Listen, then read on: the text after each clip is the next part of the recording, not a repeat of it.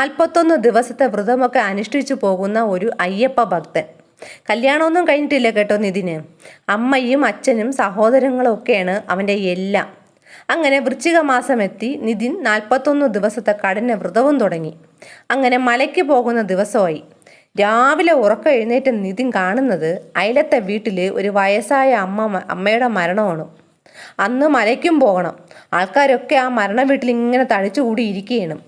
നിതിന് രാവിലെ തന്നെ കെട്ടും നിറച്ച് മലയ്ക്ക് പോവുകയും വേണം. പക്ഷേ ഇപ്പുറത്താണെങ്കിലും മരണവും. വീട്ടുകാരും അയൽപ്പക്കത്തുള്ള ആൾക്കാരും ഒക്കെ നിതിനോട് പറഞ്ഞു, എടാ ഇതിപ്പോൾ തൊട്ടടുത്ത് ഒരു മരണമല്ലേ നടന്നിരിക്കുന്നത്, നീ ഈ സമയത്ത് മലയ്ക്ക് പോയാൽ എങ്ങനെ? നിതിന് ഈ ഒരു അവസരത്തിൽ പോകുന്നതിൽ നല്ല വിഷമമൊക്കെ ഉണ്ട്. പക്ഷേ വ്രതവും എടുത്ത് മാലയും ഇട്ടിട്ട് പോകാതിരിക്കുന്നത് ചിന്തിക്കാനേ പറ്റില്ല. അതും 41 ദിവസത്തെ കഠിന വ്രതമാണ് എടുത്തിരിക്കുന്നത്. അയാൾ എല്ലാവരോടും പറഞ്ഞു, എനിക്ക് പോയേ പറ്റൂ, ഇത്തവണത്തെ മലകയറ്റം ഞാൻ മുടക്കില്ല. അങ്ങനെ ആര് പറഞ്ഞിട്ടും കേൾക്കാതെ നിതിൻ മലയ്ക്ക് പോവുകയാണ്. 2 ദിവസത്തിനകം എത്തുമല്ലോ എന്നും പറഞ്ഞ് അവൻ ശബരിമലയിലേക്ക് പോയി. മലയൊക്കെ ചവിട്ടി എല്ലാം വളരെ ഭംഗിയായി കഴിഞ്ഞ സന്തോഷത്തിൽ നിതിന് വീടെത്തുകയാണ്. വന്ന ഉടനെ പൂജാമുറി കയറി മാലയൊക്കെ ഊരി മാറ്റി. അപ്പോൾ നിതിന് ഒരു കാര്യം ശ്രദ്ധിച്ചു. വീട്ടിൽ ആരെയും കാണാനൊന്നുമില്ല. വാതിലൊക്കെ ഇങ്ങനെ തുറന്നിട്ടുണ്ടെങ്കിലും ഇവിടെ ആരും ഇല്ല. എല്ലാവരും എവിടെ പോയി? അമ്മയെ സാധാരണ കാണേണ്ടതാണ്. നിതിൻ അമ്മേ അമ്മേ എന്നും വിളിച്ച് അകത്തോട്ട് ചെന്ന് നോക്കിയപ്പോഴാണ് അവൻ്റെ സകല കിളിയും പോയത്. പിന്നെ നിതിനൊരൊറ്റ നിപ്പാണ് അങ്ങനെ തന്നെ. എന്തായിരിക്കും നിതിൻ്റെ കിളി പോകാൻ തക്കവണ്ണം അവിടെ ഉണ്ടായത്? നമുക്ക് ആ സംഭവത്തിലേക്കൊന്ന് പോകാം. ക്രൈം ത്രില്ലർ സ്റ്റോറീസ് കേൾക്കാൻ താല്പര്യമുള്ളവരാണ് നിങ്ങളെങ്കിൽ എൻ്റെ ഈ ചാനൽ ഒന്ന് സബ്സ്ക്രൈബ് ചെയ്യണേ. ഓൾ എന്ന നോട്ടിഫിക്കേഷൻ ഓൺ ആക്കണേ. Welcome back to Sheeja's creations. തൃശ്ശൂരിലെ മുണ്ടക്കയത്താണ് നിതിൻ്റെ വീട്. നിതിൻ ഞാൻ നേരത്തെ പറഞ്ഞ പോലെ ഒരു തികഞ്ഞ അയ്യപ്പ ഭക്തനാണ്. വർഷങ്ങളായി മുടക്കം വരുത്താതെയുള്ള പോക്കാണ് ശബരിമലയിലോട്ട്. അപ്പോഴാണ് മലയ്ക്ക് പോകാനായിട്ട് രാവിലെ ഒരു 6-6:30 മണിയൊക്കെ ആയപ്പോൾ കുളിച്ച് നിതിൻ മുറ്റത്തേക്ക് ഇറങ്ങുന്നത്. അപ്പോഴുണ്ട് ഒരു കാഴ്ച അയാൾ കാണുകയാണ്. അയാളുടെ വീടിനടുത്ത് ചേർന്ന് കിടക്കുന്ന പറമ്പിൽ ഒരു ബോഡി കിടക്കുന്നു. നിതിൻ പതുക്കെ അടുത്ത് ചെന്ന് സൂക്ഷിച്ചൊന്ന് നോക്കി. അപ്പോഴാണ് മനസ്സിലാവുന്നത് അത് അപ്പുറത്തെ വീട്ടിലെ തങ്കമണി എന്ന് പറയുന്ന ഒരു പാവ അമ്മച്ചിയുടേതാണ്. നിതിൻ ആ കാഴ്ച വീട്ടുകാരെയും നാട്ടുകാരെയും ഒക്കെ വിളിച്ചു കാണിച്ചു. ശരിക്കും പറഞ്ഞാൽ ഇയാൾ രാവിലെ ഈ ഒരു കാഴ്ച കണ്ട് വല്ലാതെ ഭയന്നുപോയി. കണ്ട എല്ലാവരും ഒന്ന് ഞെട്ടി. കാരണം തങ്കമണി മരിച്ചു കിടക്കുന്നത് പറമ്പിലാണ്. തങ്കമണിയുടെ വീട്ടിലുള്ളവർ പോലും അപ്പോഴാണ് അറിയുന്നത് ഈ മരണം സംഭവിച്ചിരിക്കുന്നത്. നാട്ടുകാർ പോലീസിനെയൊക്കെ വിവരം അറിയിച്ചു. തങ്കമണിക്ക് ഒരു മോളും ഒരു മോളുടെ ഭർത്താവും ഒരു ചെറുമകനും ഒക്കെയാണ് ഉള്ളത്. നിതിൻ്റെ വീടിനടുത്താണ് ഈ തങ്കമണിയുടെ വീട്. തങ്കമണിയുടെ മകളായ സന്ധ്യയും അവിടെ കൂടിയ നാട്ടുകാരും ഒക്കെ അപ്പോഴാണ് ഒരു കാര്യം ശ്രദ്ധിക്കുന്നത്. ഇവർ മരിച്ചു കിടക്കുന്നതിന് തൊട്ടടുത്ത് ഒരു ഉരല് കിടപ്പുണ്ട്. മാത്രമല്ല ആ സ്ത്രീയുടെ തല ഇങ്ങനെ പൊട്ടി ചോരയൊലിച്ച നിലയിലാണ്. തങ്കമണിക്ക് എല്ലാം കൂടെ ഒരു 75 വയസ്സോളം പ്രായമുണ്ട്. എന്നാലും ആരോഗ്യത്തിന് ഒരു കുഴപ്പവും ഇല്ല. നാട്ടുകാരിൽ ചിലർ പറയുന്നുണ്ട്, ഇന്നലെയും കൂടി ഞാൻ ഇവരെ ഓരോന്നും ഇങ്ങനെ ചെയ്തുകൊണ്ട് മുറ്റത്ത് നടക്കുന്നത് കണ്ടതല്ലേ, പിന്നെ ഇതിപ്പോൾ എങ്ങനെ സംഭവിച്ചു? അതും ഈ പറമ്പിൽ എങ്ങനെ മരിച്ചു കിടക്കുന്നു? സന്ധ്യ കരുതിയത് അമ്മ നല്ല ഉറക്കമായിരിക്കും അകത്തെന്നാണ്. ആൾക്കാരൊക്കെ ചോദിക്കുന്നുണ്ട്, അമ്മയ്ക്ക് വല്ല വയ്യായ്മ ഉണ്ടായിരുന്നോ സന്ധ്യയെന്നും. സന്ധ്യ പറഞ്ഞു, ഒരു കുഴപ്പവും ഇല്ലായിരുന്നു.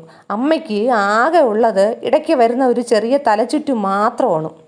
നാട്ടുകാരും സന്ധ്യയൊക്കെ ഉറപ്പിച്ചു. രാവിലെ മുറ്റമെങ്ങാനും തൂക്കാൻ ഇറങ്ങിയപ്പോൾ ഈ ഉരലിൽ തട്ടി തലയടിച്ച് വീണായിരിക്കും മരിച്ചത്. എല്ലാവരും പോലീസിനോടും ആ സംശയം തന്നെ പറയുകയാണ്. എന്തായാലും വല്ലാത്ത വിഷമമായി കൂടി നിന്നവർക്ക്. നല്ലൊരു സ്ത്രീയായിരുന്നു തങ്കമണി. പയറുപോലെ നടന്ന അമ്മച്ചിയാണ് ഇപ്പോൾ പെട്ടെന്ന് പോയതും. നിതിൻ ഇതിനിടയ്ക്ക് അമ്പലത്തിൽ കെട്ടും നിറച്ച് മലയ്ക്ക് പോവുകയും വേണം.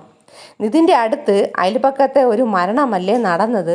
അപ്പോൾ അതും കണ്ടിട്ട് ഈ മലയ്ക്ക് പോകുന്നത് ശരിയല്ലെന്ന് അച്ഛനും അമ്മയും കൂട്ടുകാരും ഒക്കെ പറയുകയാണ്. പക്ഷേ ഇത്രയും ദിവസം വ്രതം നിന്നിട്ട് പോകാതിരിക്കാൻ അയാളുടെ മനസ്സ് അനുവദിച്ചില്ല. നിതിൻ തീരുമാനിച്ച പോലെ തന്നെ എല്ലാവരുടെ വാക്കും തട്ടിമാറ്റി മലയ്ക്ക് പോവുകയും ചെയ്തു. അവൻ പോട്ടെ, നമുക്ക് ഈ തങ്കമണിയുടെ കാര്യത്തിലോട്ട് വരാം. പോലീസ് വന്ന് തങ്കമണിയുടെ ബോഡിയൊക്കെ പരിശോധിച്ചപ്പോഴാണ് തല ശക്തമായി ഇടികൊണ്ട് പൊട്ടിയിരിക്കുന്നുണ്ട്. അതിപ്പോൾ ഉരലിൽ തലയിടിച്ച് വീണതാകുമെന്ന് ചിലരൊക്കെ അഭിപ്രായവും പറയുന്നുണ്ട്. പക്ഷേ മറ്റൊരു കാര്യം കൂടി പോലീസ് ശ്രദ്ധിച്ചു. തങ്കമണിയുടെ 2 കാതും നല്ല ചുവന്നിട്ടുണ്ട്. ചോര ചെറുതായിട്ടിങ്ങനെ പൊടിഞ്ഞിട്ടുമുണ്ട്. അപ്പോഴാണ് പോലീസ് ചോദിക്കുന്നത്, ഇവരുടെ ശരീരത്ത് സ്വർണം വല്ലതും ഉണ്ടായിരുന്നോ എന്ന്. അവിടെ നിന്ന ചില പെണ്ണുങ്ങൾക്ക് അപ്പോഴാണ് ഓർമ്മ വന്നത്. അവർ പറഞ്ഞു, ഉണ്ടായിരുന്നു സാറേ, അമ്മച്ചിയുടെ കാതിലെ കമ്മലും കഴുത്തിലൊരു മാലയും എപ്പോഴും കിടക്കുന്നത് കാണാം. ഇന്നലെയും ഞങ്ങൾ അമ്മച്ചി അത് ഇട്ടുകൊണ്ട് ഇവിടെ നിൽക്കുന്നത് കണ്ടതാണ്. പോലീസിന് ഈ മരണം കൊലപാതകമാണോ എന്ന ഒരു സംശയം അവിടെ വരികയാണ്. കാരണം അതുവരെയും ഉരലിൽ തലയടിച്ച് വീണ് മരിച്ചെന്ന് വിചാരിച്ച ഈ നാട്ടുകാർക്കും ഇപ്പോൾ ഇത് കേട്ടപ്പോൾ ഒരു സംശയം ഉണ്ടായെന്ന് പോലീസിന് മനസ്സിലായി. പക്ഷേ സന്ധ്യയോട് എത്ര പവൻ്റെ ആഭരണങ്ങൾ അമ്മയുടെ ശരീരത്തുണ്ടായിരുന്നു, എന്തൊക്കെയാണ് ഉണ്ടായിരുന്നത് എന്നൊക്കെ ചോദിച്ചപ്പോഴാണ് പോലീസ് അവിടെ സ്റ്റക്കാവുന്നത്. സന്ധ്യ തറപ്പിച്ചു പറയുകയാണ്, അമ്മയുടെ ദേഹത്ത് ഒരു പൊടി സ്വർണം പോലും ഇല്ലായിരുന്നു. അമ്മ പണ്ടൊക്കെ സ്വർണ്ണം ഇടുമായിരുന്നു, പക്ഷെ ഇപ്പോൾ അമ്മയ്ക്ക് സ്വർണ്ണം ഇടുന്നതേ ഇഷ്ടമല്ല, ഒരുതരം അലർജി പോലെയാണ്. അതുകൊണ്ട് അമ്മ ഇപ്പോൾ ആഭരണങ്ങളൊന്നും ഇടാറില്ല. ഇവിടുന്ന് സ്വർണം പോയിട്ടുമില്ല. ഇന്നലെയും കൂടി ആഭരണങ്ങളിട്ട് കണ്ടോ എന്ന് പറഞ്ഞവരും തങ്കമണിയും തമ്മിൽ അവിടെ തന്നെ വാക്കുതർക്കമാവുകയാണ്. പോലീസ് ഇതിൽ തൽക്കാലം ഒന്നും പ്രതികരിച്ചില്ല, ഒരഭിപ്രായവും പറയുന്നില്ല. ആഭരണങ്ങൾ മോഷ്ടിക്കാൻ ശ്രമിക്കുന്നതിനിടെ കള്ളന്മാരാരെങ്കിലും ഈ അമ്മച്ചിയെ കൊന്നതായിരിക്കുമെന്നാണ് ആദ്യം പോലീസ് കരുതിയത്. പക്ഷേ ആഭരണങ്ങൾ ഉണ്ടെന്ന് അയൽവക്കക്കാരും ആഭരണങ്ങളെ ഇടാറില്ല എന്നും മോളും പറഞ്ഞതോടെ പോലീസ് ഇവിടെ കാര്യങ്ങളൊക്കെ ഒന്ന് മാറ്റി ചിന്തിക്കാൻ തുടങ്ങി. ഒരമ്മ മരിച്ചു കഴിഞ്ഞാൽ സാധാരണ മക്കളൊക്കെ വാവിട്ടാണ് നിലവിളിക്കുന്നത്, പ്രത്യേകിച്ച് പെൺമക്കൾ. പക്ഷേ ഇവിടെ ഏക മകളായ ഈ സന്ധ്യയ്ക്കാണെങ്കിൽ വലിയ വിഷമമോ ഭയങ്കര ഒരു കരച്ചിലോ ഒന്നും ഇവിടെ കാണാനില്ല. പോലീസ് ഇതെല്ലാം ഇങ്ങനെ നോട്ട് ചെയ്യുന്നുണ്ട്. ഈ വീട്ടിലാണെങ്കിൽ സന്ധ്യയും ഭർത്താവും മകനും മാത്രമാണ് ഈ അമ്മയുടെ കൂടെ ഉള്ളത്. ഭർത്താവ് ഒരു ഹോട്ടലിൽ ജോലി ചെയ്യുകയാണ്. മകനാണെങ്കിൽ ഇലക്ട്രിക്കൽ പണിയാണ് ചെയ്യുന്നത്. അവർക്ക് സന്ധ്യ ഇങ്ങനെ സ്വർണ്ണമൊന്നും അമ്മ ഇടാറില്ല എന്ന് തറപ്പിച്ച് പറഞ്ഞപ്പോഴും ഈ അച്ഛനും മകനും ഒന്നും പിടികിട്ടാതെ അവർക്കിങ്ങനെ മിണ്ടാതെ നിൽക്കാനേ പറ്റിയുള്ളൂ. പോലീസിന് സന്ധ്യയെ വിശദമായിട്ട് ചോദ്യം ചെയ്യണമെന്നൊക്കെ ഉണ്ട്. പക്ഷേ അത് കുറച്ചുകൂടി കൃത്യമായ ഒരു വ്യക്തത കിട്ടിയിട്ടേ ചെയ്യാൻ പറ്റുകയുള്ളൂ. എന്തായാലും തങ്കമണിയുടെ ബോഡി പോസ്റ്റ്മോർട്ടത്തിന് അയക്കുകയാണ്. പോസ്റ്റ്മോർട്ടം ചെയ്ത ഡോക്ടറിന് ഇതിൽ ചില സംശയങ്ങളൊക്കെ വന്നു. അതായത് തങ്കമണിയുടെ കഴുത്തിൽ 2 എല്ല് പൊട്ടിയിട്ടുണ്ട്. തല ബലമായിട്ട് ഇങ്ങനെ പിടിച്ചു കൊണ്ടിടിച്ച രീതിയിലുള്ള ആഴത്തിലുള്ള മുറിവുമുണ്ട്. കാതിലും കഴുത്തിലും ബലമായിട്ട് പിടിച്ച് വലിച്ചതിൻ്റെ പാടുകളും പിന്നെ അതുപോലെ ശരീരത്തിലും മൊത്തത്തിൽ ഒരു പിടിയും വലിയും ഒക്കെ നടന്നതിൻ്റെ എല്ലാ ലക്ഷണങ്ങളും കൃത്യമായിട്ട് ഉണ്ട് താനും. ചുരുക്കി പറഞ്ഞാൽ തങ്കമണി എന്ന ആ 75-കാരി അമ്മയുടെ മരണം ഒരു ഉഗ്രം കൊലപാതകം തന്നെയാണെന്ന് വ്യക്തം. പോലീസ് അപ്പോഴും സന്ധ്യയെ അറസ്റ്റ് ചെയ്യാനോ ഒന്നും നിന്നില്ല. നേരെ തന്ത്രത്തിൽ ഓരോന്നും ചോദിക്കുന്ന കൂട്ടത്തിൽ അവളുടെ കയ്യിലിരുന്ന ഫോൺ അങ്ങ് എടുക്കുകയാണ്. ഫോണ് പരിശോധിച്ചപ്പോഴാണ് ഒരു നമ്പറിലേക്ക് മാത്രം കൂടുതൽ തവണ വിളിച്ചിരിക്കുന്നത് പോലീസ് കാണുന്നത്. തങ്കമണിയുടെ മരണം നടന്നത് കണ്ടതിന് തലേ ദിവസവും ആ നമ്പറിലേക്ക് ഒരുപാട് തവണ വിളിച്ചിട്ടുണ്ട്. തിരിച്ചും കോളുകൾ ഇങ്ങോട്ട് വന്നിട്ടുണ്ട്. മാത്രവുമല്ല നിരവധി ചാറ്റുകളും അതിലുണ്ട്. പിന്നെ പോലീസ് ചെയ്യുന്നത് എന്തെന്നാൽ സന്ധ്യയെ വിശദമായിട്ട് തന്നെ ചോദ്യം ചെയ്യാൻ തീരുമാനിച്ച് സ്റ്റേഷനിലോട്ട് കൊണ്ടുപോവുകയാണ്. ഭർത്താവും മകനും നാട്ടുകാർ ചിലരും ഒക്കെ പോലീസിനെ തടയാൻ ശ്രമിച്ചെങ്കിലും അവളെ അങ്ങ് കൊണ്ടുപോവുക തന്നെ ചെയ്തു. സന്ധ്യയോട് അപ്പോഴും സ്വർണത്തെപ്പറ്റി പോലീസ് ചോദിക്കുന്നുണ്ട്. അമ്മയുടെ കഴുത്തിലും കാതിലും ഒന്നും സ്വർണ്ണം ഇല്ലായിരുന്നു, നീ പറഞ്ഞത് ശരിയാണോ എന്ന്. അവളാണെങ്കിൽ പറഞ്ഞത് തന്നെ ഉറച്ചങ്ങ് നിൽക്കുകയാണ്, സ്വർണ്ണം ഇല്ലായിരുന്നു എന്ന്. അതിനുശേഷം പോലീസ് വേണ്ട രീതിയിലോട്ട് ചോദ്യം ചെയ്യേണ്ട സ്റ്റൈൽ അങ്ങോട്ട് മാറ്റി തുടങ്ങിയതും സന്ധ്യ പെട്ടെന്ന് തന്നെ കാര്യം പറഞ്ഞു. എന്നെ ഉപദ്രവിക്കരുത് സാറേ, ഞാൻ തന്നെയാണ് എൻ്റെ അമ്മയെ കൊന്നത്. അവൾ കുറ്റസമ്മതം നടത്തി. മാത്രവുമല്ല ആ ഫോണിൽ കിടന്ന പലതവണ വിളിച്ചിരിക്കുന്ന നമ്പറിൻ്റെ ഉടമയുടെ പേരും അവൾ പറയുകയാണ്. ഇവിടെയാണ് വലിയൊരു ട്വിസ്റ്റ് നടന്നത്. താടിയും മുടിയും ഒക്കെ വളർത്തി കറുത്ത ഷർട്ടും കറുത്ത മുണ്ടും ഒക്കെ ഉടുത്ത് ദാ വരുന്നു ആ നമ്പറിൻ്റെ ഉടമ. അത് മറ്റാരുമല്ല, ശബരിമലയിൽ പോയ നിതിനായിരുന്നു. ഈ തങ്കമണിക്ക് 2 മക്കളുണ്ടായിരുന്നു. സന്ധ്യയെ കൂടാതെ ഒരു മകനും ഉണ്ടായിരുന്നു. മകനാണെങ്കിൽ എന്തോ ഒരു അസുഖം വന്ന് നേരത്തെ മരിക്കുകയും ചെയ്തു. തങ്കമണിയുടെ ഭർത്താവും നേരത്തെ മരിച്ചതാണ്. പിന്നെ തങ്കമണി കുട്ടമണ്ണൊക്കെ ചുമന്നും കല്ലും കട്ടയൊക്കെ എടുത്തു കൊടുത്തുമൊക്കെയാണ് ഈ സന്ധ്യയെ വളർത്തിയത്. വളർത്തി വലുതാക്കി അവളെ നല്ലൊരു ചെറുപ്പക്കാരന് കെട്ടിച്ചു കൊടുക്കുകയും ചെയ്തു. കുടുംബ വീട് സന്ധ്യയ്ക്കായതുകൊണ്ട് ഈ സന്ധ്യയും ഭർത്താവും മകനും എല്ലാവരും ഈ അമ്മയ്ക്കൊപ്പമാണ് സന്തോഷമായി കഴിഞ്ഞിരുന്നത്. സന്ധ്യയ്ക്കിപ്പോൾ 45 വയസ്സുണ്ട്. ഭർത്താവ് ഹോട്ടലിലെ ഒരു ജീവനക്കാരനാണ്. അയാൾ ഹോട്ടലിലോട്ട് ജോലിക്ക് രാവിലെ പോകും. മകന് ഒരു 25-26 വയസ്സൊക്കെ ഉണ്ട്. അവൻ ഇപ്പോൾ ഇലക്ട്രിക്കൽ പണിക്കാണ് പോകുന്നത്. സന്ധ്യയുടെ വീടിൻ്റെ തൊട്ടടുത്താണ് ഈ നിതിൻ്റെ വീട്. ഈ വീട്ടുകാരുമൊക്കെ ആയിട്ട് സന്ധ്യ നല്ല അടുപ്പമാണ്. അതായത് നിതിൻ്റെ വീട്ടുകാരുമായിട്ട് വേറൊരു അടുപ്പം കൂടി നിതിന് ഈ വീടുമായിട്ട് ഉണ്ട്. അത് സന്ധ്യയുടെ മകനുമായിട്ടാണ്. സന്ധ്യയുടെ മകൻ്റെ കൂട്ടുകാരനാണ് ഈ നിതിൻ.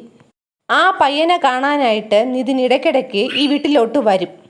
വന്ന് കൂട്ടുകാരൻ്റെ 45 വയസ്സായ അമ്മയെ തന്നെ ഇവ അങ്ങ് ഒതുക്കിയെടുക്കുകയാണ്. മോൻ്റെ പ്രായമുള്ളവനെ തന്നെ ആ വൃത്തികെട്ട സ്ത്രീക്കും അങ്ങ് പിടിച്ചു. നിതിൻ്റെ ആ വീട്ടിലുള്ള സ്വാതന്ത്ര്യവും പെരുമാറ്റവും ഒന്നും തങ്കമണിക്ക് അത്ര നന്നായിട്ട് തോന്നിയില്ല. പക്ഷേ മറ്റാർക്കും അതിൽ യാതൊരു സംശയവും ഇല്ലതാനും. മോൻ്റെ കൂട്ടുകാരനോട് ഒരമ്മ ഇടപഴകുന്നത് ആ സെൻസിലെ സന്ധ്യയുടെ ഭർത്താവും എടുത്തുള്ളൂ. നിതിന് ഒരു പ്രൈവറ്റ് കമ്പനിയിൽ ചെറിയൊരു ജോലിയൊക്കെ ഉണ്ടായിരുന്നു. ജോലിക്കൊന്നും ഇവൻ അധികം പോകാറില്ല. നിതിനാണെങ്കിൽ അത്യാവശ്യം നല്ല കടവുമുണ്ട്. നിതിൻ്റെ അച്ഛനും അമ്മയും ഒക്കെ കൂലിപ്പണിക്കാരാണ്. അവർ രണ്ടുപേരും രാവിലെ ആകുമ്പോൾ കൂലിപ്പണിക്ക് ഇറങ്ങിപ്പോയാൽ വൈകുന്നേരമേ ആ വീട്ടിലെത്തുകയുള്ളൂ. ആ വീട്ടിൽ നിധി മാത്രമേ ഉള്ളൂ. അപ്പോൾ ഇപ്പുറത്താണെങ്കിൽ സന്ധ്യയുടെ ഭർത്താവും മകനും അവരുടെ ജോലിക്കും രാവിലെ ഇറങ്ങിപ്പോകും. പിന്നെ ഈ വീട്ടിൽ വയസ്സായ തങ്കമണിയും സന്ധ്യയും മാത്രമേ ഉള്ളൂ. സന്ധ്യയുമായിട്ട് നിതിൻ അങ്ങ് അടുക്കുകയാണ്. അടുത്തു എന്ന് പറഞ്ഞാൽ എല്ലാ അതിരുകളും വിട്ട നിലയിലോട്ടാണ് ആ ബന്ധം പോയത്. ഏതാണ്ട് 3 വർഷം ഈ ബന്ധം ആർക്കും ഒരു സംശയത്തിന് ഇട നൽകാതെ വളരെ ഭദ്രമായിട്ട് ഇവർ കൊണ്ടുപോയി. എന്നാൽ ഒരാൾക്ക് മാത്രം ഈ നടക്കുന്ന കാര്യങ്ങളുടെ സത്യാവസ്ഥ എല്ലാം അറിയാമായിരുന്നു. അത് തങ്കമണിക്കായിരുന്നു. അവർ നോക്കുമ്പോൾ പകല് ഈ 2 വീട്ടിലും ആളില്ല. ആ സമയം ഈ 47-കാരിയും 25-കാരനും തമ്മിലുള്ള പൂണ്ട് വിളയാട്ടമാണ് നടക്കുന്നത്. തങ്കമണി ഇത് ചോദിച്ച് സന്ധ്യയുമായിട്ട് ഇടയ്ക്കിടയ്ക്ക് വഴക്കിടും. ഭർത്താവിനോടും മകനോടും സന്ധ്യ പറഞ്ഞിരുന്നത് ചുമ്മാ വയസ്സായപ്പോൾ ഓരോന്നും പറഞ്ഞ് വഴക്കുണ്ടാക്കുന്നതാണ് ഈ തള്ളയെന്നാണ്. മകളുടെ ജീവിതം താറുമാറാകുമെന്ന് അറിയാവുന്നത് കൊണ്ട് ആ അമ്മയ്ക്ക് വീട്ടിൽ ആരോടും പറയാനും വയ്യ. ഈ ഭർത്താവും മകനും ഒക്കെ വിചാരിച്ച് വെച്ചിരിക്കുന്നത് സന്ധ്യ പാവം ഇവരാവശ്യമില്ലാതെ ഈ വീട്ടിൽ പ്രശ്നം ഉണ്ടാക്കുന്നു എന്നാണ് തങ്കമണിയെ പറ്റി വിചാരിച്ചു വെച്ചിരുന്നത്. നിതിന് ഈ ജോലിക്കൊന്നും പോകാത്തത് കൊണ്ട് തന്നെ ഇവൻ്റെ പല കടങ്ങളും തീർക്കാൻ പൈസ കൊടുത്തൊക്കെ സഹായിച്ചിരുന്നത് സന്ധ്യയാണ്. അങ്ങനെ ഇരിക്കെയാണ് നിതിന് നല്ലൊരു തുകയുടെ അത്യാവശ്യം വരുന്നത്. ആ പൈസയ്ക്ക് അവൻ സന്ധ്യയെ തന്നെയാണ് സമീപിച്ചത്. വലിയ തുകയായതുകൊണ്ട് സന്ധ്യയുടെ കയ്യിലില്ല താനും. ഒടുവിൽ സന്ധ്യയുടെ കണ്ണ് നേരെ പോയത് തങ്കമണിയുടെ കഴുത്തിൽ കിടന്ന 2.5 പവൻ്റെ മാലയിലാണ്. സന്ധ്യയ്ക്ക് സമാധാനമായി. കാമുകനെ സഹായിക്കാമല്ലോ, ഇത് മതിയല്ലോ, വഴി കണ്ടല്ലോ എന്ന്. അവൾ ഈ ചെറുക്കന് വാക്ക് കൊടുക്കുകയാണ്. എല്ലാം ഞാൻ റെഡിയാക്കി തരാം, നീ ഒന്നുകൊണ്ടും പേടിക്കണ്ട എന്ന്. ഭർത്താവും മോനും ജോലിക്ക് പോയ നേരം നോക്കി സന്ധ്യ തങ്കമണിയോട് നൈസിന് ചോദിക്കുകയാണ്, അമ്മ കുറച്ച് ദിവസത്തേക്ക് അമ്മയുടെ മാല ഒന്ന് പണയം വെക്കാൻ തരുമോ എനിക്കെന്ന്. തങ്കമണിക്ക് കാര്യം പിടികിട്ടി. ഇവൾ എന്തിനാണ് ഇത് ചോദിക്കുന്നത്, ആർക്കാണ് കൊടുക്കാൻ വേണ്ടി എന്നൊക്കെ. അവരപ്പോൾ തന്നെ പറഞ്ഞു, ഇല്ല, ഞാൻ എൻ്റെ മാല നിനക്ക് തരില്ല. സന്ധ്യയ്ക്ക് അങ്ങോട്ട് കലിയേറി. പലതവണ ഇവൾ ഇതും ചോദിച്ച് ഇവരുടെ പുറകെ നടന്നു. രക്ഷയില്ല, അടുക്കുന്നേ ഇല്ല അമ്മ. നിതിൻ കാശ് കിട്ടാതെ ഇങ്ങനെ വിഷമിച്ച് നടക്കുന്നത് സന്ധ്യയ്ക്ക് സഹിക്കാനേ പറ്റുന്നില്ല. സന്ധ്യ രണ്ടും കൽപ്പിച്ച് തങ്കമണിയോട് മാല തരാൻ പറ്റുമോ തള്ളേ എന്ന് എടുത്തു ചോദിക്കുകയാണ്. അമ്മച്ചി പറഞ്ഞു ഇല്ല എന്ന് അതേ സ്പീഡിൽ തന്നെ മറുപടിയായിട്ട് പറഞ്ഞു. പിന്നെ ഇതും പറഞ്ഞ് സന്ധ്യ തങ്കമണിയുമായിട്ട് പൊരിഞ്ഞ വഴക്കായി. ഈ വഴക്കിനിടയിൽ സന്ധ്യ സ്വന്തം അമ്മയെ കഴുത്ത് ഞെരിച്ച് കൊല്ലുകയാണ്. അതിനുശേഷം ഒരു പശ്ചാത്താപവും ഇല്ലാതെ അവൾ ആ അമ്മയുടെ കാലിൽ നിന്നും കഴുത്തിൽ നിന്നും ഒക്കെ ഇങ്ങനെ വലിച്ചു പറിച്ച് സ്വർണ്ണം ഊരിയെടുക്കുകയാണ്. ശേഷം ഇവൾ നിതിനെ ആ വീട്ടിലേക്ക് വിളിച്ചു വരുത്തി. കാമുകിയും കാമുകനും ചേർന്ന് ആ അമ്മയെ കൊണ്ട് അവരുടെ മുറിയിൽ അവരിങ്ങനെ ഉറങ്ങിക്കിടക്കുന്നത് പോലെ മൂടി അങ്ങ് കിടത്തി. ഇനി ഇവർക്കുള്ള പണി മൊത്തം രാത്രിയാണ്. അതിന് ഇരുട്ടണം. 6-7 മണിയായി. സന്ധ്യയുടെ ഭർത്താവ് രാത്രി വീട്ടിൽ വന്നു. അയാൾ വന്ന് ചോദിക്കുകയാണ്, അമ്മ എന്തടി കിടക്കുന്നതെന്ന്. സന്ധ്യ പറഞ്ഞത് ഇങ്ങനെയാണ്, അമ്മയ്ക്ക് എന്തോ സുഖമില്ലാത്തത് കൊണ്ട് നേരത്തെ കിടക്കുന്നു, ശല്യപ്പെടുത്തലെന്ന് പറഞ്ഞിട്ടുണ്ട്. രാത്രിയായി. എല്ലാവരും നല്ല ഉറക്കത്തിലാണിപ്പോൾ. സന്ധ്യ പതുക്കെ എഴുന്നേറ്റു. നിതിനെ വീണ്ടും ആ വീട്ടിലോട്ട് വിളിച്ചു വരുത്തി. 2 പേരും കൂടി തങ്കമണിയുടെ ബോഡി എടുത്ത് വീട്ടിലെ പറമ്പിൽ കൊണ്ടിടുകയാണ്. വെറുതെ കൊണ്ടിടുകയല്ല, ഒരു പഴയ ഉരലും കൂടി അവിടെ കൊണ്ടിട്ട ശേഷം അത് തട്ടി തലയിടിച്ചാണ് മരിച്ചതെന്ന് സ്ഥാപിക്കാനായിട്ട് ഈ അമ്മയുടെ തല ആ ഉരലിൽ കൊണ്ടുപോയി നിതിനാഞ്ഞിടിക്കുകയാണ്. എന്നിട്ട് ഇതെല്ലാം കഴിഞ്ഞിട്ട് സന്ധ്യ ഉറങ്ങാനും പോയി. നിതിൻ അവൻ്റെ വീട്ടിലേക്കും പോയി. എന്നിട്ട് ഇവൻ രാവിലെ തങ്കമണി മരിച്ചു കിടക്കുന്നത് പെട്ടെന്ന് കണ്ടതുപോലെ നാട്ടുകാരെയും വീട്ടുകാരെയൊക്കെ വിളിച്ച് കാണിച്ചു കൊടുക്കുകയാണ്. ഇപ്പുറത്താണെങ്കിൽ സന്ധ്യ തകർത്ത് അഭിനയിക്കുകയും ചെയ്തു. അതേസമയം ഇവൻ മലയിലേക്കും പോവുകയും ചെയ്തു. ഇതിൽ പോലീസിന് നിതിനെ നേരത്തെ സംശയം ഉണ്ടായിരുന്നു. കാരണം നിതിൻ്റെ ആരും പറഞ്ഞിട്ട് കേൾക്കാതെയുള്ള ശബരിമലയിലോട്ടുള്ള പോക്കും പിന്നെ ഇവൻ ചെയ്ത മറ്റൊരു മണ്ടത്തനമാണ്. ശബരിമലയിൽ പോകുന്ന വഴിയൊക്കെ ഇവ ഇങ്ങനെ ടെൻഷൻ കൊണ്ട് ഇടയ്ക്കിടയ്ക്ക് സന്ധ്യയുടെ മകനെ വിളിച്ച്, അവിടെ എന്തായടാ, പോലീസ് വന്നോ, പോലീസ് പോയോ, അവരെന്ത് പറഞ്ഞു, ഇങ്ങനെയൊക്കെ അന്വേഷണങ്ങൾ നടത്തുകയാണ്. ഈ പയ്യനാണെങ്കിൽ നിതിൻ്റെ ഈ ഫോൺ ഇടയ്ക്കിടയ്ക്ക് ഇങ്ങനെ അറ്റൻഡ് ചെയ്യുന്നത് പോലീസ് മാറി നിന്ന് ശ്രദ്ധിക്കുന്നുമുണ്ട്. പോലീസ് തന്നെ ഈ പയ്യനോട് ഒന്ന് ചോദിക്കുകയാണ്, ആരെയാണ് നീ ഇടയ്ക്കിടയ്ക്ക് വിളിക്കുന്നതെന്ന്. അപ്പം നിതിൻ പറഞ്ഞു, ഞാൻ വിളിക്കുന്നതല്ല, എൻ്റെ ഒരു കൂട്ടുകാരൻ ഇങ്ങോട്ട് വിളിക്കുന്നതാണ്, അവൻ്റെ പേര് നിതിൻ എന്നാണ്, അവൻ തൊട്ടടുത്താണ് താമസിക്കുന്നതെന്ന്. പിന്നീട് നിതിൻ ചെയ്തത് വീട്ടിൽ വിളിച്ചിട്ട് പറയുകയാണ്, ഞാൻ മലയ്ക്ക് പോയിട്ട് നേരെ പെങ്ങളുടെ വീട്ടിലോട്ടാണ് പോകുന്നത്, അമ്മ അവിടെ ഉണ്ടാകണമെന്ന് എന്നും പറഞ്ഞ് ഇവൻ പെങ്ങളുടെ വീട്ടിലോട്ടും പോയി. ഇതും പോലീസ് കൃത്യമായി മനസ്സിലാക്കി വീട്ടുകാരെ മുൻനിർത്തി തന്നെ നിതിൻ്റെ പെങ്ങളുടെ വീട്ടിൽ പോലീസ് പതുങ്ങിയിരുന്നു. അകത്ത് അമ്മയെ വിളിച്ചുകൊണ്ട് കയറിയതും പോലീസ് ഇവനെ അങ്ങ് തൂക്കുകയാണ്. ഇതിൽ ഏറ്റവും തെറ്റ് ചെയ്തത് സന്ധ്യ